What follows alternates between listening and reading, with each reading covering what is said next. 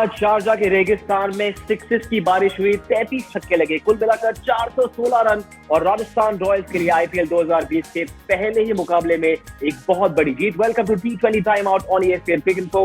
दीपदास गुप्ता हमारे साथ। दीप, हमारे 5 पॉइंट रिव्यू का पहला पॉइंट संजू सैमसन के सुपर हिट। वैसे तो प्लेयर्स को बायो बबल से बाहर निकलना अलाउड नहीं है, गोल्फ खेलने नहीं जा सकते, लेकिन आज संजू ने अपने बल्ले के साथ गोल्फ खेली, टी ऑफ कर रहे थे, 9 छक्के, क्या था वो?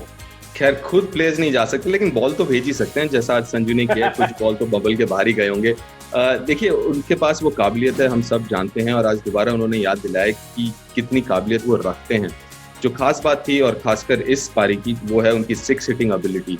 और जो एक खास बात उनमें लगती है वो कि जो स्पिनर को खड़े खड़े छक्के लगा सकते हैं।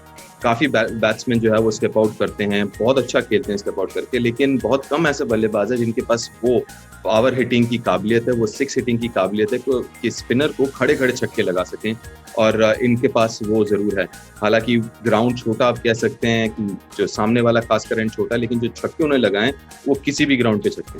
पॉइंट नंबर 2 इस रिव्यू का, राजस्थान रॉयल्स के स्पिनर्स ने लिया चेन्नई सुपर किंग्स की गलती से सबक। अब जाडेजा चावला के कुल मिलाकर आंकड़े देखे तो उन्होंने 8 ओवरों में 92 रन दिए, एक ही विकेट लिया, जबकि ऑपोजिशन की बॉलर्स तेवटिया और गोपाल काफी बेहतर साबित हुए। 4 विकेटें ली, विजय, वॉटसन, सैम करन और गायकवाड को आउट किया। उसकी क्या वजह थी? देखिए, मुझे लगा कि थोड़ा सा मैं थोड़ा अचंभित भी हूँ, क्योंकि जिस लेंथ पे गेंदबाजी की पीयूष चावला ने और साथ में जडेजा ने, काफी ऊपर है इस पिच के ऊपर। आप चाहते हैं कि जो जरा आप पिच पे थोड़ा तेज गेंदबाजी करें, थोड़ा सा बैक ऑफ लेंथ रखें, कोशिश करें बल्लेबाज स्क्वायर ऑफ द विकेट ज्यादा खेलें, लेकिन पहली पारी में जब गेंदबाजी कर रहे थे वो देखने को नहीं मिला। और मैं अचंभित इसलिए हूँ क्योंकि जो स्वाभाविक लेंथ रहता है जडेजा का और पीयूष चावला का, वो वैसे ही रहता है, थोड़ा सा पीछे। लेकिन आज समहाउ जो है ज्यादा ऊपर उन्होंने गेंदबाजी की और उसका खामियाजा भी भुगता उन्होंने। जैसे हमने थोड़ी देर पहले जिक्र किया, चाहे वो स्टीव स्मिथ हो, चाहे वो संजू सैमसन हो, ज्यादा कदमों का प्रयोग नहीं करना पड़ा, खड़े खड़े वो छक्के लगा रहे थे। तो कहीं ना कहीं वो लेंथ में वो खामी दिखी, और वही खामी नहीं दिखी दूसरी पारी में जब श्रेयस गोपाल और तेवतिया गेंदबाजी कर रहे थे। देखिए, एक तो एडवांटेज होता है कि जब आपके पीछे 215-216 रन लगे होते हैं तो वो एक फ्रीडम आपको मिलता है, लेकिन आपको ये भी पता है कि बल्लेबाज आपके पीछे पड़ेंगे। तो कहीं ना कहीं यहाँ पे जो है उनके टेम्परामेंट की यहाँ पे जो थी परीक्षा, और वो बिल्कुल सिर्फ पास ही नहीं हुए, जिसे कहते हैं फ्लाइंग कलर्स में पास हुए। और वो गलती भी जो हम पहली इनिंग्स की हम बात कर रहे थे वो देखने को नहीं मिला। जो लेंथ था, तेज कर रहे थे गेंदबाजी, लेंथ थोड़ा पीछे, जहाँ पे बल्लेबाज जो है वो सीधा, जो यहाँ पे छोटा सा है ग्राउंड, उस तरफ नहीं, साइड ऑफ द विकेट ज्यादा खेलने को मजबूर किया। और मुझे ये लगता है कि बहुत अच्छी जो है टेम्परामेंट दिखाई दोनों गेंदबाजों ने, श्रेयस गोपाल और तेवतिया।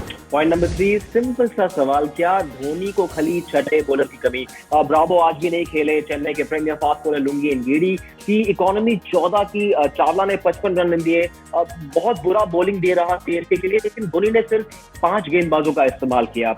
ना जादव की ओर देखा, ना वॉटसन की ओर देखा। छठा बॉलर बनाते तो किसे बनाते?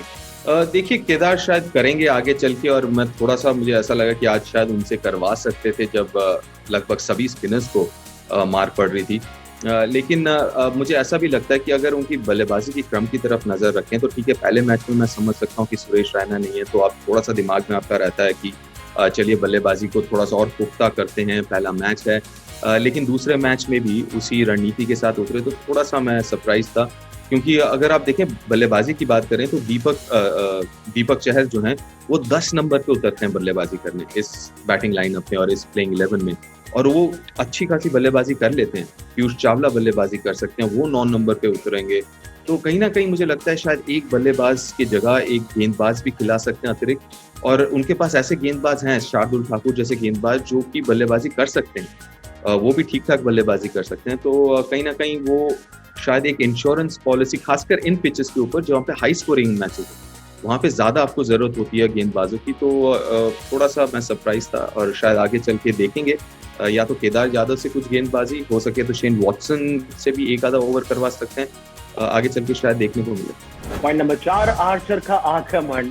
आखिरी ओवर उस पारी का, लुंगी एनगिडी के हाथ में बॉल, जोफ्रा आर्चर ने लगाए लगातार 4 छक्के और टीम को 200 के पार पहुंचाया, 216 तक पहुंचाया। और अगर आप एंड रिजल्ट देखें, रॉयल्स की जीत 16 रनों से। एंड रिजल्ट को देखकर उस पारी की अहमियत थोड़ी सी अलग नजर आती है। बिल्कुल। देखिए वो अंत तक वेट करने की ज़रूरत ही नहीं, क्योंकि इस पिच के ऊपर आपको पता था 180-190 बनेंगे और वो चेज़ भी हो सकते हैं। तो वहाँ पे जो आखिरी ओवर में जो 30 रन आए, वो बहुत बड़ा टर्निंग पॉइंट आप कह सकते हैं। और जोफ्रा आर्चर खैर बॉलिंग तो हम सभी जानते हैं, लेकिन अब बल्ले के साथ भी हिट लगा सकते हैं, हम जानते हैं, लेकिन इतने कंसिस्टेंटली, क्योंकि जिस तरीके से लुंगी एंगिडी एक इंटरनेशनल T20 आई बॉलर हैं और साउथ अफ्रीका के लिए डेथ में बॉल डालते हैं। तो उनके खिलाफ ऐसे बल्लेबाजी करना काबिले तारीफ है। और चलिए एक और साइड है जो जोफ्रा आर्चर का उभर के निकला है। ट्वीटिंग के अलावा इस रिव्यू का पांचवा और आखिरी पॉइंट, एक सवाल जो पूरा तमिलनाडु, पूरा झारखंड और शायद पूरा देश और सभी धोनी फैंस पूछ रहे हैं कि धोनी किसका इंतजार कर रहे थे। 217 का टारगेट, दुनिया का सबसे जाना माना प्रोवन फिनिशर, टीम का धुरंधर MS धोनी नंबर 7 पर। हालांकि उन्होंने पोस्ट मैच प्रेजेंटेशन में कहा कि ये मौका है एक्सपेरिमेंट करने का, युवा खिलाड़ियों को चांस देने का, आगे चलते हुए और सीनियर प्लेयर्स आएंगे। लेकिन क्या आप सहमत इस अप्रोच से, और is it lack of confidence क्योंकि मैच प्रैक्टिस नहीं है, क्योंकि जरूरी नहीं है कि CSK प्लेऑफ के लिए पक्का क्वालिफाई करेंगे? देखिए लैक ऑफ कॉन्फिडेंस नहीं कहूंगा, लेकिन सही मानों में क्रिकेइन्फो में एक प्रोग्राम में पूछा गया था मुझसे कि कितने रन आपको लगता है MS धोनी बनाएंगे, 400 से कम, 400 से ज्यादा। मैंने कहा 400 से ज्यादा, क्योंकि मेरा ये मानना है कि क्योंकि सुरेश रैना क्योंकि अब नहीं है टीम के साथ, तो मुझे लगा कि वो 4 पे या 5 पे बल्लेबाजी करेंगे। वो क्योंकि उनके पास हम सब जानते हैं कि अलग अलग गियर में खेल सकते हैं, अलग स्थितियों में खेल सकते हैं।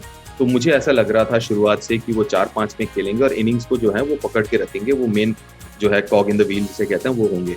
लेकिन मैं भी थोड़ा सा सरप्राइज हूँ पिछले मैच में और इस मैच में भी इतने नीचे उतरे।